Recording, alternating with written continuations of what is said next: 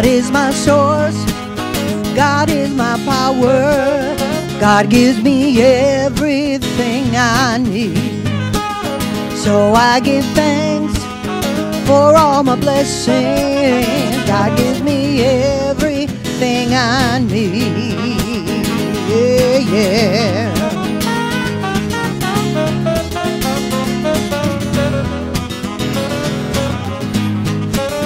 God is my source, God is my power, God gives me everything I need. So I give thanks for all my blessings. God gives me everything I need. God gives me everything I need. God gives me everything I need.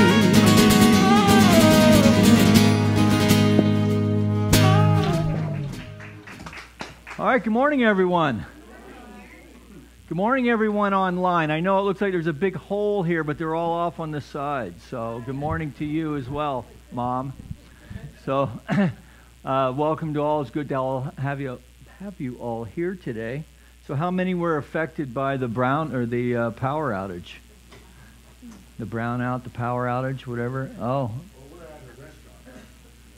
Oh. But you could come home and cool off. That's good. Yeah, so anyway, isn't it good to be blessed with air conditioning? Yeah.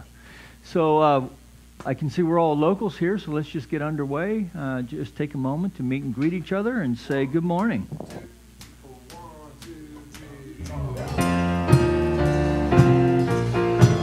Hey, yeah. Like a fool I went and stayed too long. Now I'm wondering if your love's still strong. Ooh, baby, here I am, signed, sealed, delivered, I'm yours. Just went and said goodbye. Now I'm back, not ashamed to cry. Ooh, baby, here I am, signed, sealed, delivered, I'm yours. Here I am, baby, signed, sealed, delivered, I'm yours.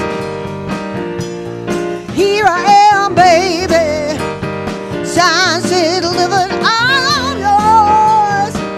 I've done a lot of foolish things that I didn't really mean. Seen a lot of things in this old world.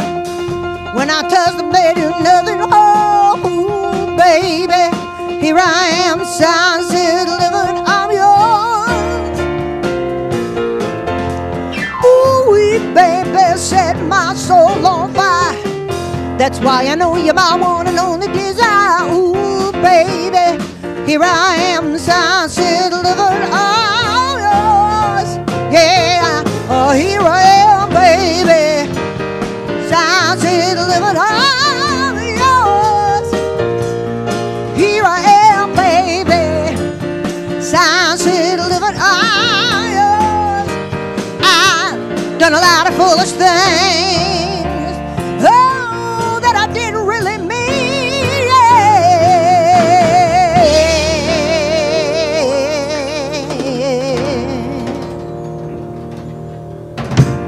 Woo! Yes. Well, Ken, can I just say how good it is to see you in a jacket and me in a Hawaiian shirt today?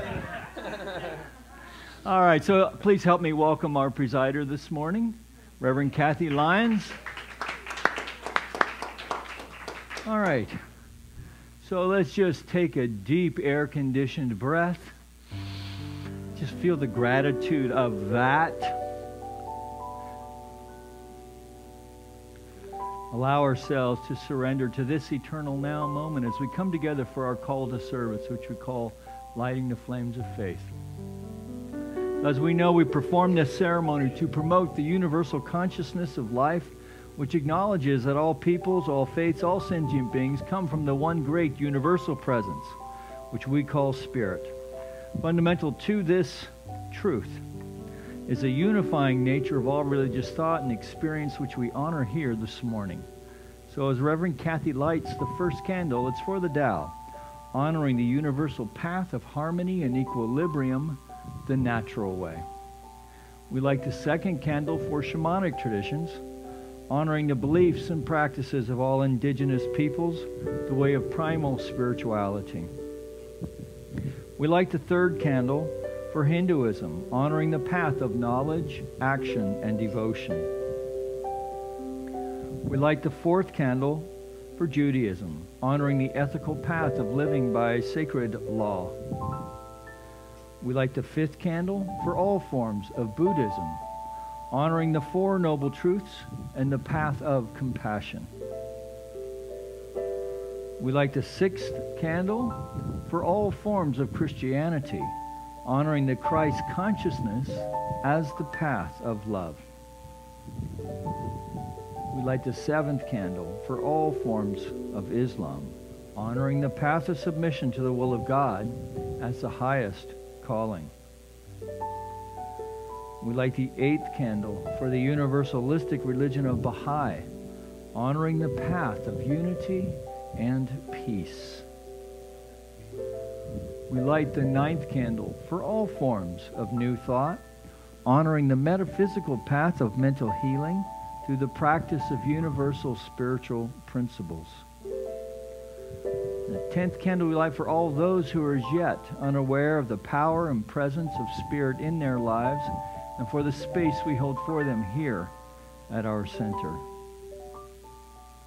And as Reverend Kathy lights the healing candle, please put silently into the light the names of anyone you wish to have experience the healing flame of God's eternal love.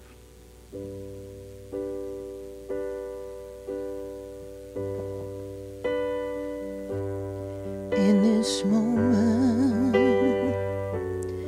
in this space, I remember who I am. Fear and worry all away from me.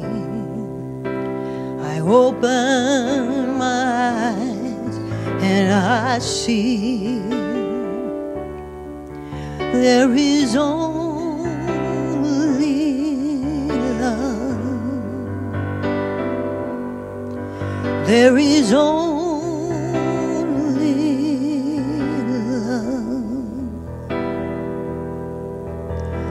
Love that heals, love that sets us free. There is only love.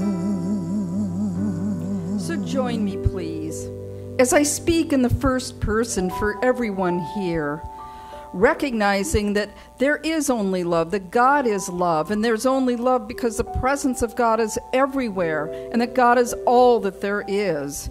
And so I hereby proclaim that love is in my mind, body, and all my affairs. God is in this room. God's love is expressing through everyone here, through Reverend Mike, through the sound, through the musicians. And I know that right now that God's love prevails in the electricity and the air conditioner and at the DWP. I know that I know everything, that love is everywhere as I proclaim this right now, and just giving thanks for this beautiful, magnificent day to celebrate this Sunday morning, celebrating my life and just celebrating everyone here. And so with deep gratitude for everything that I have said, I release my word to the law. As I know it is done, I know it is so, and together we say, and so it is. Well, good morning, everyone. Today the topic, this month for July, the global theme in CSL is communication. And I love this subject of communication because it's something that I've worked on most of my life. When I was young, I was very, very shy. So when I became an adult in the workplace, I wanted to learn to communicate more effectively. And I remember 40 years ago going to an assertiveness training group, and then later on I was in Toastmasters, which I've been in on and off, and then eventually attracted to ministry. And the goal in things like assertiveness training that was popular back then, as well as Toastmasters, is to get out of our comfort zone. That, you know, we support one another, get out of our comfort zone and do things or say things and communicate things that we maybe were afraid to do before. And they're very empowering. However, what I've learned that communication is more than just verbal. And Ernest Holmes talks about that to do with mental atmosphere. Now, probably, I know I've read this several places on the internet about experts say that most communication isn't verbal. You know, maybe 7%, and another is reflected in body language or voice. So, you know, what I say with my mouth, maybe if I don't have the belief system in back of it, I'm not going to communicate very effectively. And you know, Ernest Holmes talks about this in the chapter of the law of attraction, that we all embody a mental atmosphere. Something, you know, things that we've thought and believed from the time we were born, both subjective and maybe consciously. And so a lot of times, no matter how articulate I might be, no matter what beautiful words I say, if I don't have that belief system and a feeling of love from the heart and back of it, I'm probably not going to be very effective. And I can remember when I was younger learning communication skills, I'd want to go out and demand, like I'd maybe demand that my boyfriend give me more attention, or that I thought I should go in and tell my boss, you know, just what I thought maybe he was doing, that I thought how things should be done. But that's not effective communication. It's being able to let the head and the heart and then the mouth all be in alignment.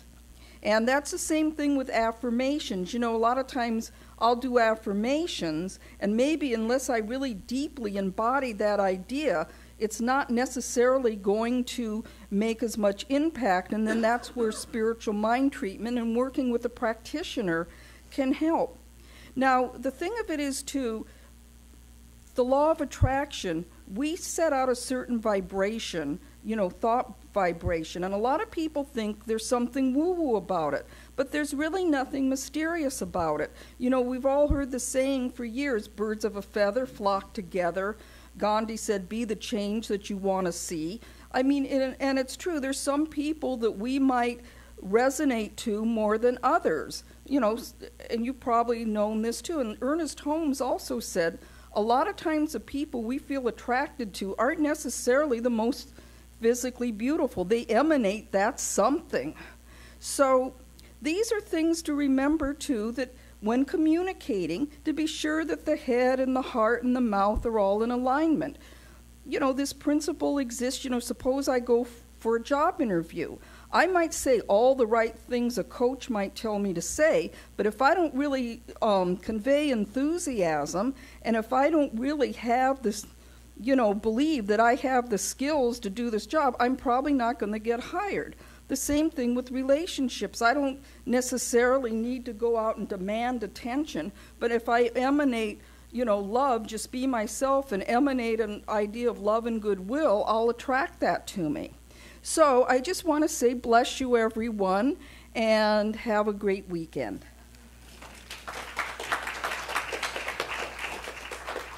Hi, good morning, everybody. Nice to see you. Please welcome David and Ken here, back in Granada. And it is always my pleasure. The band is always happy when our next guest is singing. So please welcome the one and only Angela Carol Brown.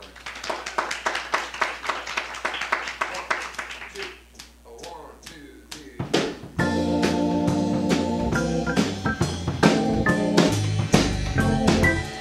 Where do I go when there's nobody else to turn to? Who do I talk to when nobody wants to listen?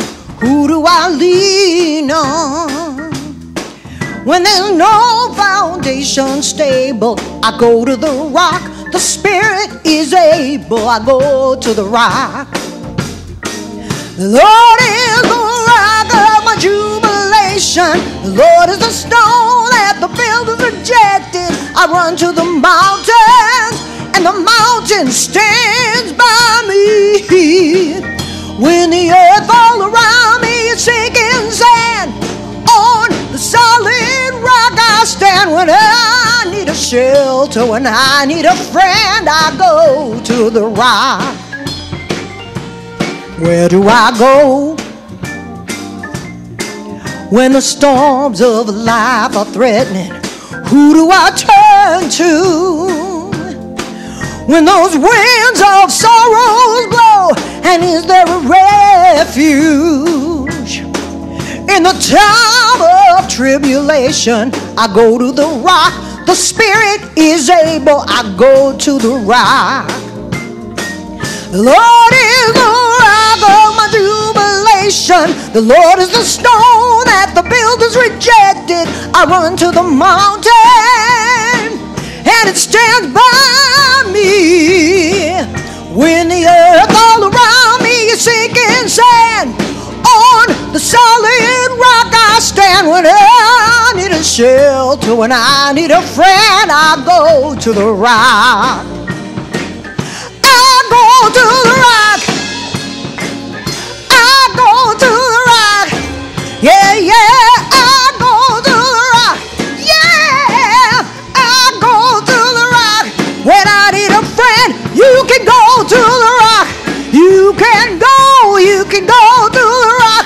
When you need shelter, oh yeah, I go to the rock. Yeah, yeah, when the earth all around me is sinking sand, on the solid rock I stand.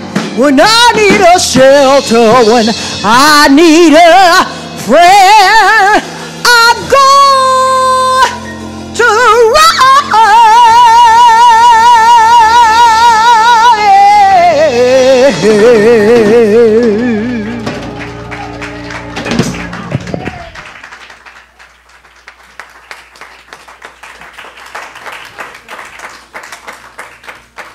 We have announcements. I guess Andrea isn't here. Did you want to do the announcements, or I'll do them? Pardon me? No, that's okay. So, these are a few of the announcements going on. We have lots of things going on in the center, and you can look outside in Sparks Hall to see all of them. But today at 1 o'clock, there's a healing support group with Suzanne Jensen, one of our practitioners here. And we started a class last week. Well, we had the orientation, and this coming Wednesday, the Energy of Money with Dr. Maureen Hoyt. And she's an awesome teacher, so I think you have just one more time to come to the class, because I think after the second class it's maybe closed. And we've got a Pure Intent workshop on July 20th, presented by Mark Sawicki, and that's on a Saturday from 9 to 5. There's the CSL Summer Conference, August 17th through 20th in Portland, Oregon.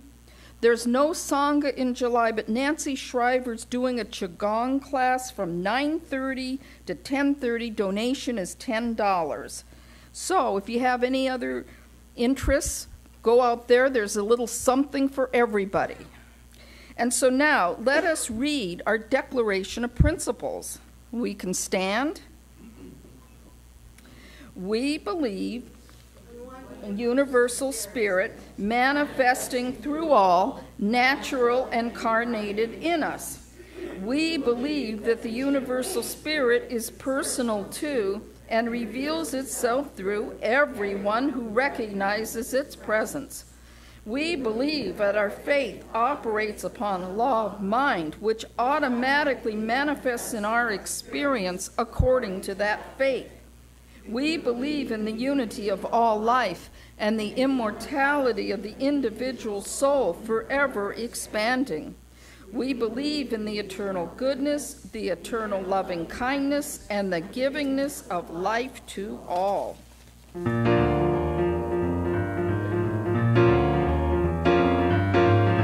got up this morning thinking God is so good. I got up this morning singing God is so good. I got up this morning singing God is so good. My God is so good to me. Yeah. Feeling good down in my soul. God is so good. Feeling good down in my soul. God is so good. Feeling good down in my soul. God is so good. My God is so good to me. Yeah. I got up this morning singing God is so good.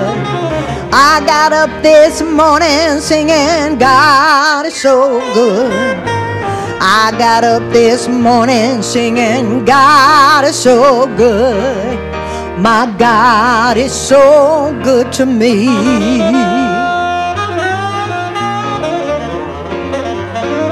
Feeling good down in my soul. God is so good. Feeling good down in my soul. God is so good. Feeling good down in my soul. God is so good. My God is so good to me. My God is so, my God is so, my God is so good to me.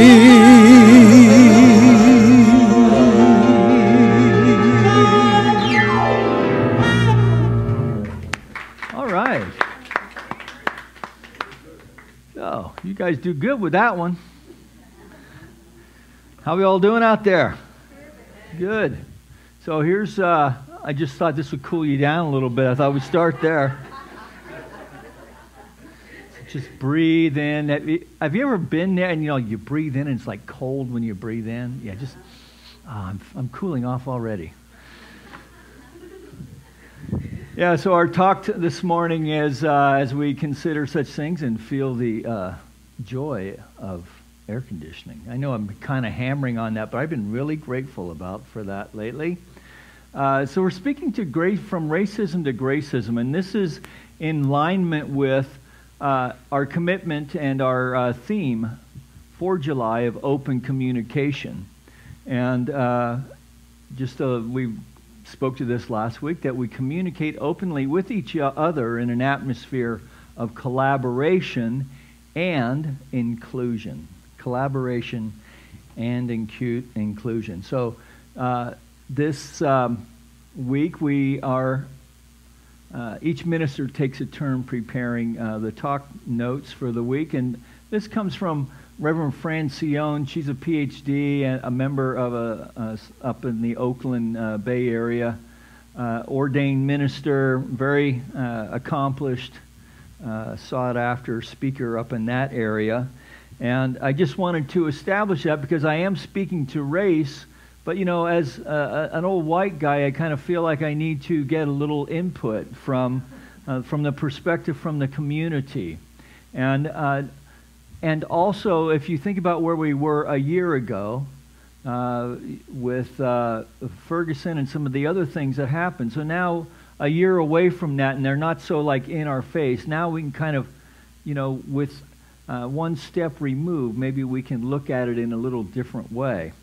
So my intention this morning has to do with first informing myself, but also others, about the subtleties of racism, and then to explore how we can shift and lift our tendencies of thought to not only acknowledge our brothers and sisters of other races, but also ways to find engagement. So, and there are many ways to do that. So, for instance, if you know Dave Chappelle, the comic, He has his own way of doing that. I won't be doing that this morning, however, no way, not qualified. But he does have the blind racist who doesn't know he's African American, which is very funny concept. But man, he just like puts it right there in your face. Right? And at the same time, the absurdity of it, and really the absurdity of racism, is what he's getting at. And it is pretty funny.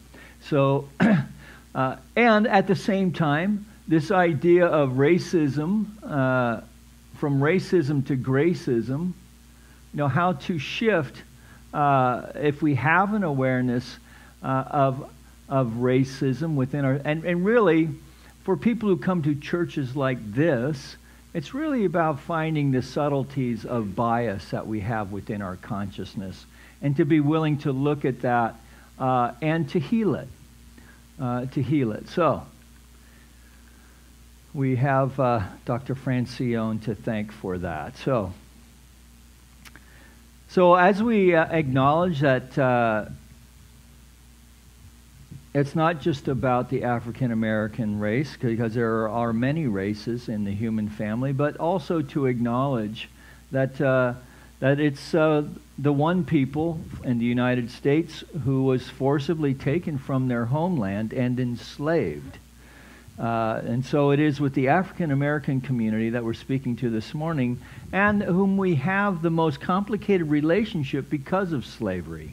And then because of the Jim Crow that South after that, and the discriminatory practices that emerged out of that area, some still around today, in the North as well as in the South. And in fact, I think possibly people of color might argue that in the North, racism went underground, where in the South they just didn't bother to hide it.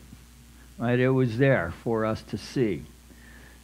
So no, we don't really want. I don't really want to belabor the point, but just to point to the fact that I think we all admit that there's still work to be done in this area. So the first step, of course, as always, are ABCs. Our ABCs are awareness builds consciousness. Awareness builds consciousness. So how can we bring the practice of knowing our ABCs to this arena?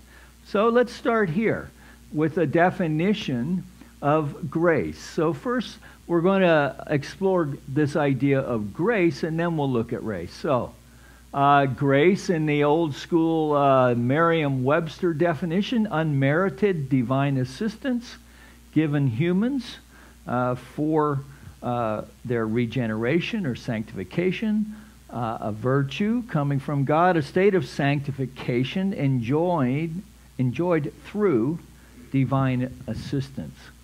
And so Dr. Fran takes this and points out that if you think about it in this way, then grace is a divine action, that there's a movement from the divine to the human. So what we know about this, of course, as people in metaphysics, that divine action is all around us.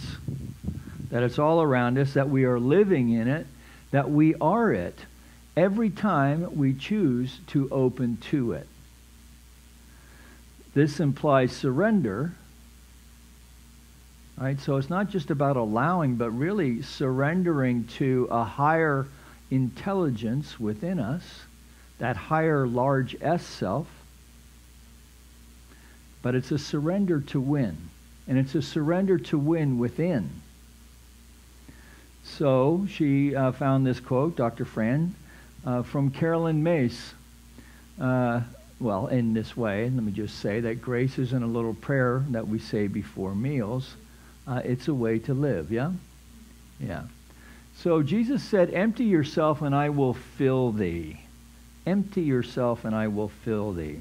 That this is the consciousness that we want to embrace. Possessed by an active, mystical purpose, we follow guidance, releasing our expectations of what the outcome will be. That we live with great faith and continue devotion to inner work. that our surrender tells God that we are ready for experiences that few would understand.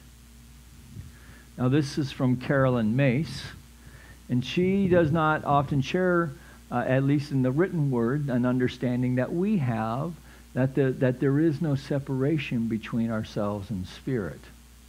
And yet, at the same time, the practices that she promotes in her written work cultivates the idea that we are one with the Father. She's very Catholic, I would say, even Christian in her writing, or in her bias, if you will. And this comes from Entering the Castle, which is a really fine book if you want to explore any of these ideas any deeper. So metaphysicians may bristle a bit at this implication of separation, that God is out there, sky God out there, rather than the indwelling presence within. So we can rephrase that and just know this for ourselves when we read stuff like this. There's another thing that she offers, and this is from a study in practical mysticism, which is the teachings of Emma Curtis Hopkins. Surrender of the sense of separation does not mean extinction of the individual. It means divine action or grace flowing freely without the conflict of self-will.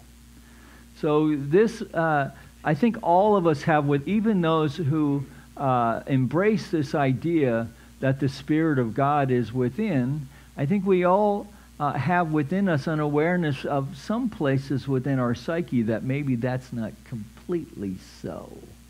That there's maybe a little disconnect over here or over there. See or no? Yeah? Or am I the only one? It could be I'm the only one. But in other words, there are places that are, let's say, a little shadowy. And we need to bring the light of Spirit upon them.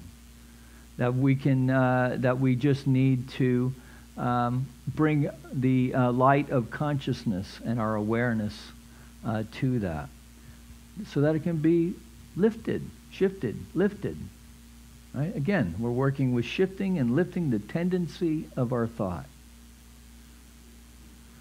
So the thing that I like about this quote is that it talks about, what we're wanting to align with is self-will, the large S self, right?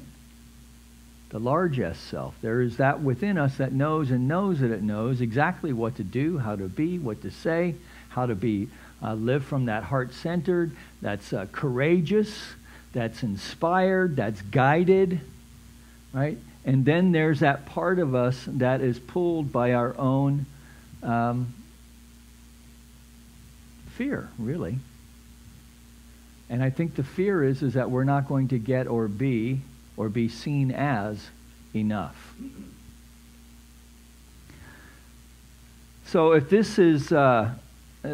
doesn't kind of get it for you, I like this idea. My buddy, psychologist buddy, William McNallen, once coached me up on this within a relationship that I was stuck in. And we were stuck in a power struggle, right? Because if she just, if she would just see it my way, everything would be fine, right?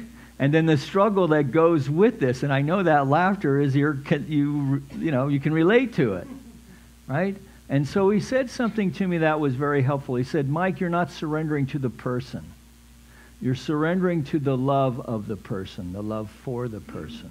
You're surrendering to love. Surrendering to love. So this is how I see within myself this idea of the indwelling presence, right? So that there are these little aspects of ego that are in there that that I can certainly could use within me, could use the light of Spirit brought to them. And I know that they could use the light of Spirit brought to them. And there are also places where I really am not ready to do that yet, because I'm kind of stuck in my need to be right or whatever it is. Right? but I can surrender, so I can surrender to the love of the divine within. Surrender to the love of the divine expressing as me, in spite of what this is trying to tell me about that. Because my mind is not often helpful in this regard.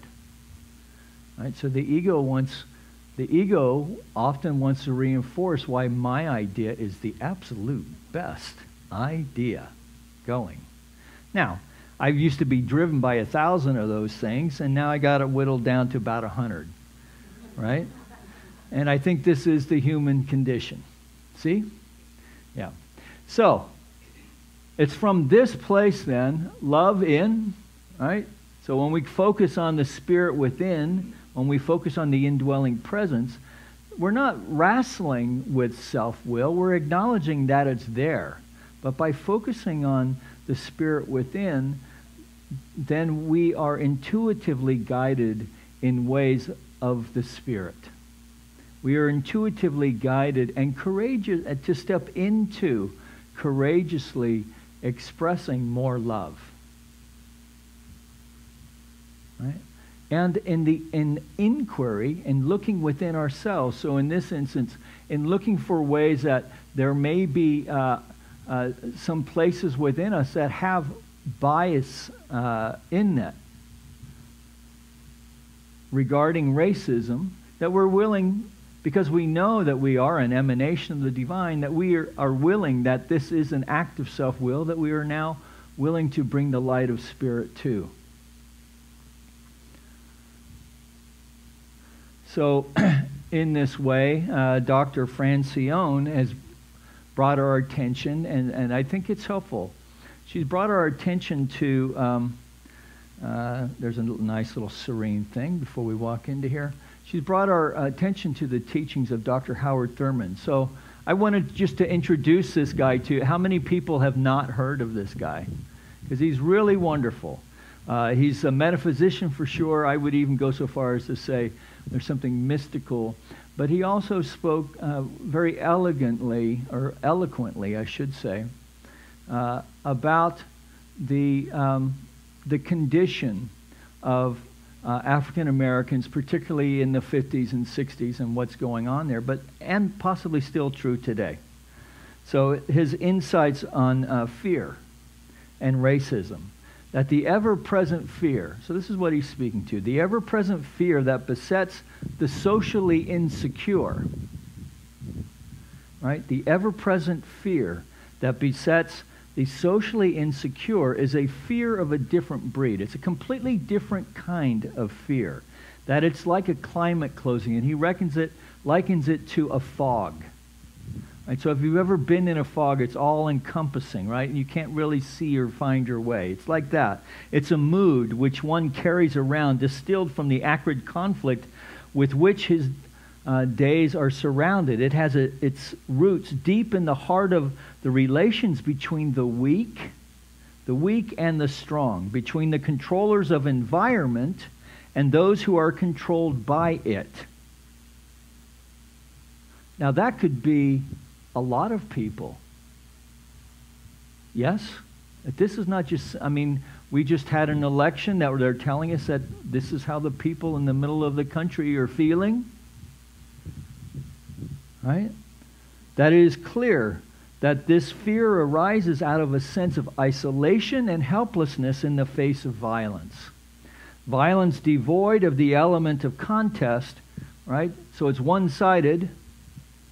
When the power and tools of violence are on one side, not available and recognized protection from violence makes the resulting fear deeply terrifying. So think about this in light of Ferguson last year, right? So the police on the one side feeling deeply terrified by this mob activity that's going on, and they were throwing bricks, Molotov cocktails, stuff like that, and they were in armored carriers, very militaristic, a lot of military hardware, both deeply terrified. And it is dying for those who are killed, that it's dying without benefit of cause or purpose. And that, Thurman, that no high end then is served. It's merely being beaten or killed in other wrath or indifferent sadism. Indifferent sadism. So really, could not many people connect with this sense of isolation and a deeper questioning, right? Who is for me? Who is for me? Institutionally, who is for me? The institutions that are out there. So he says, Dr. Thurman, that there are few things more devastating than having it burned into you that you do not count, and that no provisions are made for the literal protection of your person. That fear becomes a safety device which the oppressed surround themselves in order to give some measure of protection from complete nervous collapse. And they make their bodies commit to memory ways of behaving that will reduce their exposure to violence. So, well, I'll just keep on. So to me, and I'm going to put the question out there, knowing this, does this not put the idea of Black Lives Matter in a different light? Because there were many people who wanted to say, well, yeah, Black Lives Matter, but all lives matter. Right? Blue lives matter. Remember that? Right? And yet, it was black young men, mostly, who were getting shot and killed and filmed doing crazy, in crazy situations. But can we also see how peace officers could share the same mindset? Of course, a peace officer can take his uniform off. But what of non-white peace officers? Right? So the African American policeman or Mexican American, person of color. I don't know about that, but that must be an interesting thing for them as well. So it is a complex thing. So Dr. Thurman asks, with this idea of gracism, a term he quoted, is there any help to be found in religion here, from specifically Jesus? And so he points to this, it is said that when he came from the desert after this big temptation with the devil, if we remember that story, which is a great story, you can revisit it if you like, that he came out and the first thing that he said is, the Spirit of the Lord is upon me because he hath anointed me. So this is quoting an ancient Hebrew scripture. So he basically came out of, after deep reflection, stepped into his authority and said straight up, the Spirit of the Lord is upon me because I've been anointed. Now what's to keep us? What is to keep you and me from making that same declaration? I think this is really, when we boil it all down, this is really what we are called to do. To step into our authority that is empowered by the love of Spirit expressing as you and as me. An expression of a consciousness that has taken the time to do the deep reflection, to see how our biases can show up. So the next time, the next time somebody whom you don't know shows up and doesn't confront you, but comes up to speak to you, pay attention to that. All right? And then the next time somebody comes up to you who's African American whom you don't know, or an African American male, see if there's something different about that. Or a smelly homeless person. Right? The purse goes in a little closer. Right? So I'm not judging that. And I'm not asking you to judge yourself around. I'm just asking you to look at it. Just to look at it. So I think the reason why I go after this subject is I had the experience one time of being the only white person in a black church. And it was my buddy Dwayne. He died last year. You've heard me talk to him. And Dwayne was one of those guys who was always late. All right? Always late. And so he says, hey, I'm going to be performing. He came up with this choir that he was down in Los Angeles, and it was this black church out in Little Rock, and I'll meet you there at such and such a time. And I walk in the back door, everyone turns back, and I'm looking at all these black faces, and I'm looking for Dwayne, and he's not there, of course, because he's always late. And the people were really nice. The people were really nice, but the point that I'm making is that I was noticed. And it gave me an insight to my friend Dwayne, because he was often the only black kid in our class. Right? And this is speaking to what Dr. Thurman's talking about. So I'm sure his parents taught him how to move around in the world. Right? Even the relative safety of being in a military school, which is where we were. But I thought, what would that be like to be the only brown face in a class of white kids? That's always stuck with me. I think it's a great awareness for us to have, as particularly for those of us who happen to be white. So what's the way out of the riddle? So this is what Dr. Thurman taught his own people, which was out of a deep experience he had. His grandmother was schooled in her Christianity from a minister who was a grandmother who had a slave, who was a slave, and spoke to, you're no longer a slave, and you are not an N-word, that you are a child of God, and how empowering it was for him to know that in moving around in the world. And so I want to speak to you now for you yourself.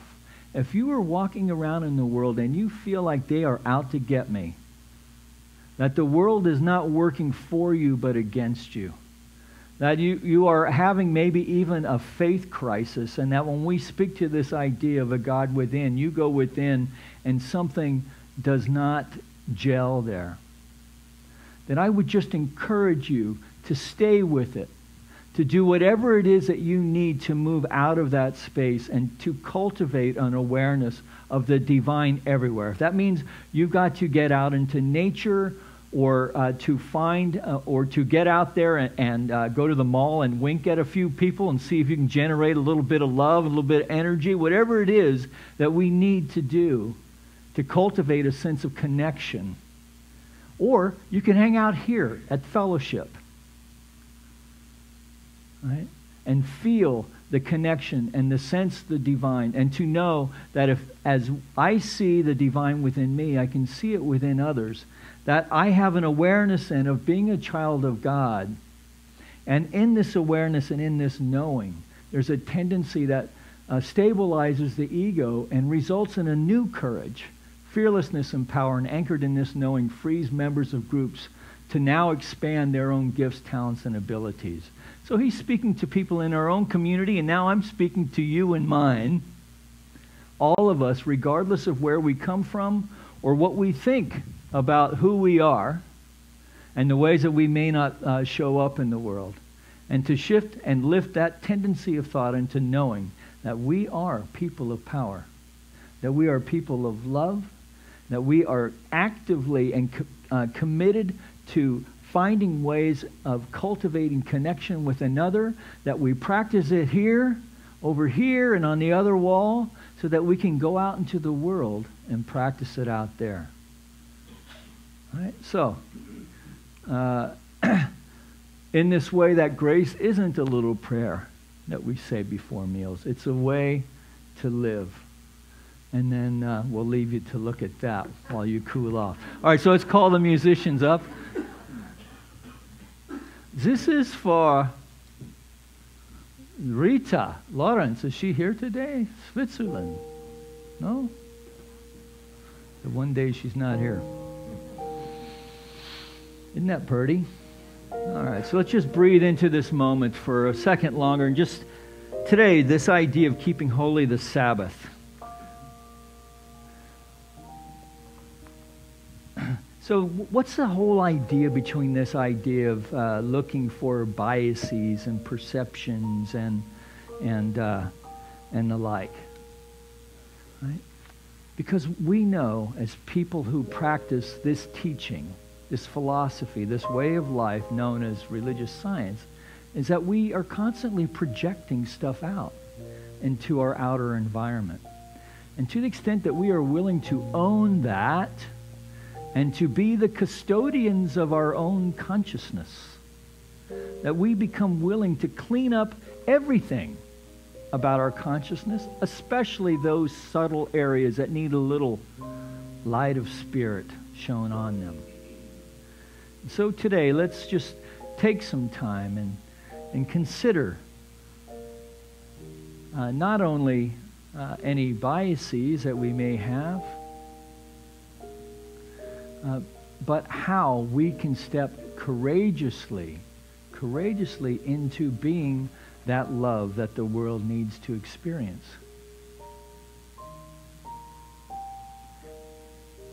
And in that knowing, then, go out and make sure that we share that today.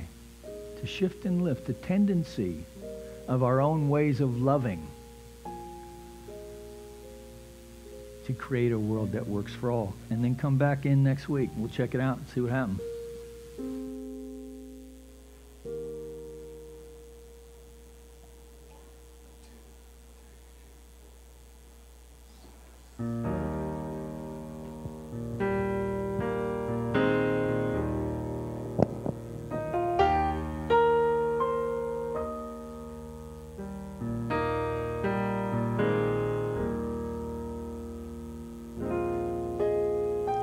All I may need, God will provide. God will take care of me. Nothing I ask will be denied. God will take care of me. God will take care of me through every day or all the way.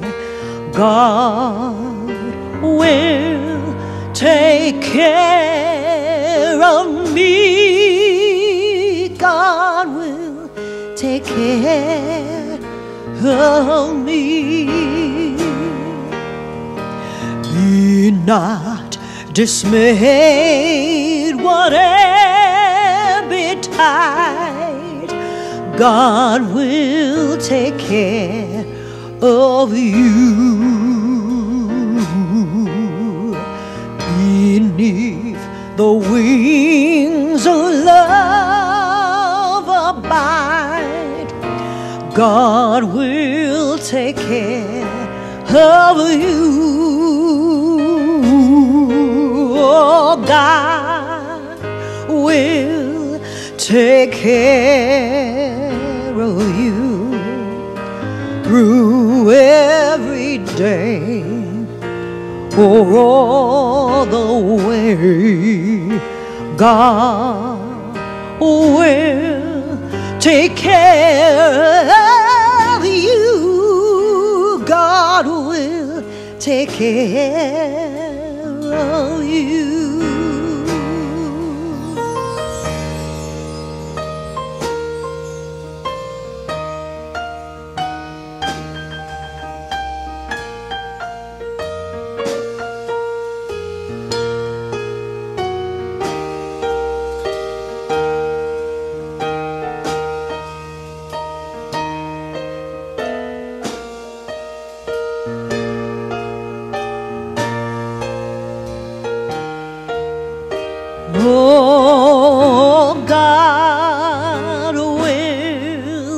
care of us through every day or all the way.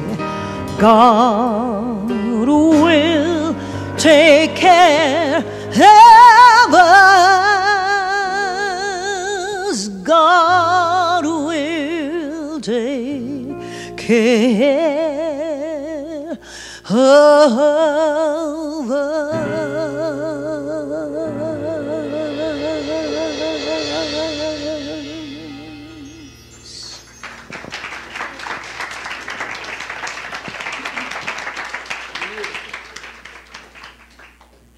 Very nice. We can do better than that. Let's give her some more love. Thank you. That was lovely.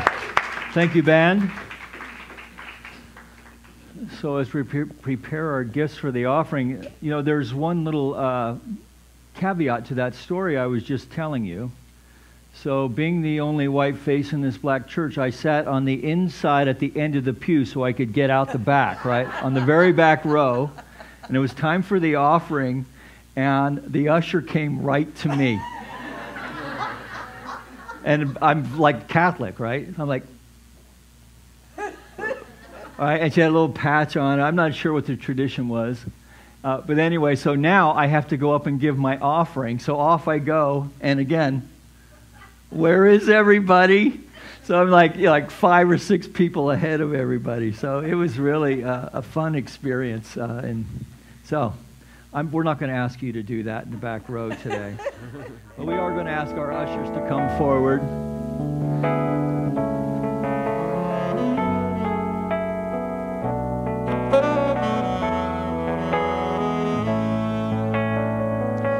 Spirit gives through me, Spirit receives through me, Spirit lives and breathes through me.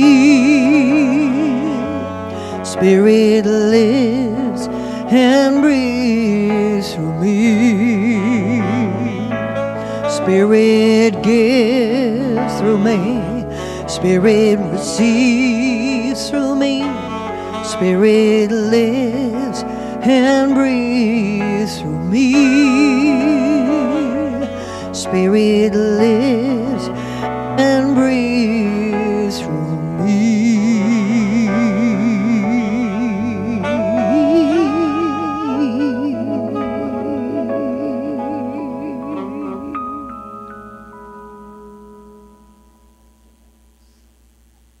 Going within for a wee bit longer, recognizing and knowing that the gifts presented here this morning are a demonstration of consciousness, a demonstration of the energy of money and the consciousness that has produced it and shared it, a demonstration of a generous heart of the individual to share in this consciousness. And so we, as the heart of community, then accept these gifts with deep appreciation, love, and respect, as we know together they go forth to heal, to prosper, and to bless the life and intention of each person here this morning, and anyone connected to this center in any way, that we extend this knowing and this blessing to our friends in our community of Granada Hills, our city of Los Angeles, our state of California, our United States of America, all of its churches, temples, mosques, schools, universities, the people who attend them, the people who support them. Now we know that for our planet as well, that it is all an emanation from the very mind of Spirit itself, and to the extent that we know and know this to be so, we see its grace and goodness demonstrating in ways great and small. This lifts our hearts. We feel a sense of grace and power that empowers us into ways of spiritual living that shift and lift the tendency of our own thinking and loving and those around us. And so, in this way, we are grateful. And together we acknowledge this by saying, and so it is. So please help me thank Miss Christy Guyman and Miss Chloe. Come on in, kids. Well, look who it is. It's Mr. Luca. How you doing, man? Nice to see you. So you guys want to step up and share what you guys did today? Oh, there we Well, we did a lot of talking about connections. So first of all, you're going to introduce your friend. Your friend is? This is Gabby. And this is Luca. And this is Joe over there. He's been joining us lately, and it's been wonderful. We've been wonderful, happy to have him as a part of our group. And we talked about connections and things that we might not know at first glance from people. You might look at somebody and say, I don't like them, or I don't know anything about them, I'm going to be afraid of them. But when they talked, they found a really, really, really strong connection between the two of them that I think is going to sustain themselves. And they've made connections, and I think they're going to share addresses and information. Cool. All right, nicely done. All right, good. Oh, we do have some wee ones. All right, good. Oh, okay, we'll have to fix that. Hello there. So do we have a spokesperson this morning? Is he? You want to come on up? So what'd you do back there? Well, first tell everybody who you are. My name is Isabella. We made butterflies. And do they say anything, or can I hold them up so they can see them? Oh, it's on your wrist. Oh, very nice. Lovely.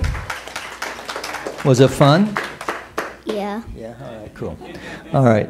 Thank you, teachers. Thank you, parents, for getting your kids here. I know that's a trick some mornings. Yeah. So Mike asked me to remind us all that his mother's celebration of life service, which was postponed, it's now happening next Saturday. And it's at St. Francis de Chantal Catholic Church. It's in North Hollywood. And it starts at 11:30. And if you could please, if you're planning on attending, if you could please make sure you sign up on his sign-up sheet out there, because food will be provided and they want to get an accurate count. Okay? So let's suit up and support our pal Mike. And send his mom off in good religious science fashion in a Catholic church. Yeah. All right, so let's ask our ministers, practitioners, to circle the room.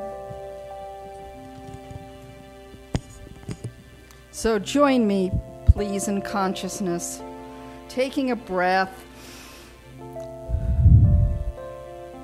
And as I speak my word in the first person, for everyone here, just recognizing that one presence, that one life, which is a life of God, which is a life of love and harmony and trust. And I am one with this presence of God, one with its love, harmony, and trust. So I hereby proclaim right now that I am living in a world that works for everyone, where we all communicate lovingly and openly and work together harmoniously and live in harmony and peace. And I just know right now that I just trust everyone that I see that God presence in everyone. So I know that we are all corroborating with ease and with joy and honoring one another and seeing that God presence in each of us. And so with deep gratitude for this beautiful center, for Reverend Mike's talk, for the musicians and ushers and greeters and the sound booth, I just give thanks for this beautiful day. And with grateful thanks, I release my word to the law. I let it be so. And together we say, and so it is. Please stand for the peace song.